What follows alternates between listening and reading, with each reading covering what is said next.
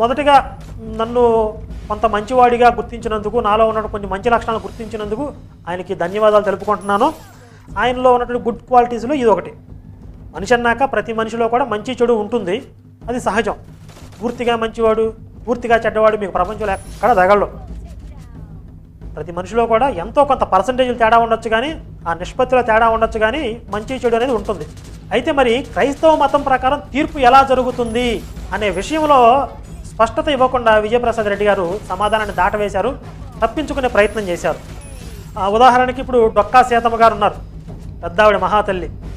అందరికీ అడిగిన వాళ్ళకి, వచ్చిన వాళ్ళకి లేదనకుండా భోజనం పెట్టింది ఆవిడ.